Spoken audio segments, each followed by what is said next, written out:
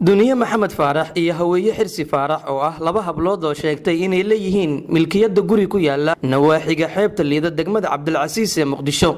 isla markaana uu ku haysto sida ay sheegeen Xaashi Bulxan ayaa maanta warbaahinta u soo bandhigay dukumeentiyo ay ku cadeynayaan lahaanshiyaha dhulkooda labadan gabdhood ayaa sheegay in sanadii 2014 ay gurigan ka iibsadeen Cabdirasaaq Xaaji Cali Saalax isla markaana ay haystaan waraaqadii naqshadaha guriga iyo dukumeentiyadii guriga ilaa sanadihii 60meeyadii haddana uu gurigooda awood ugu sheeganayo Xaashi Bulxan sida ay sheegeen haweeye xirsi faarax ayaa ka waramaysa dacwadihii uu gurigan soo maray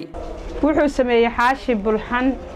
qoray iyo handaraad kadib waxaan isla tagnay degmada Cabdilcasiis waxay noo gudbiday guddiga khilaafaadka 4 bilood kadib xukun ay soo saartay ay u dirayso duqa magaalada waraaqdii xukunka ahayd oo ay guddiga khilaafaadka soo saareen waatana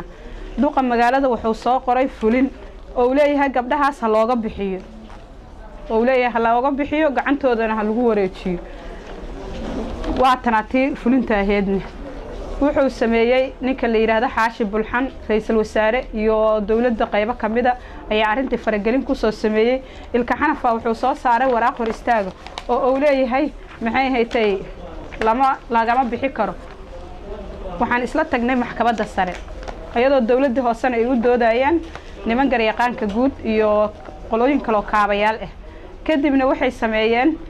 4 bilood kadib ilka xanafaysashada 4 bilood kadib oo haystay wuxuu soo saaray asagoo dhahaa milkiyad ma faragashanaya dulucda dacwadana ma galayo qofkii doonaahu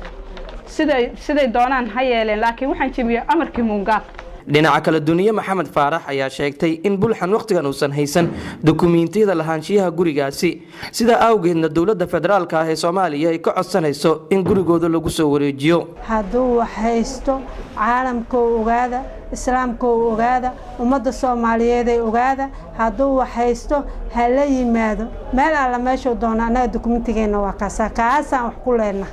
hay'adda dawladda waxaan ka codsanaynaa dawladda federaalka in ay dhulkeena nagu wareejiso xidiga garaado aqoon intaba uu lagu handadayaa Cabdinaasir Maxamed Cali Home Cable TV magaalada Muqdisho.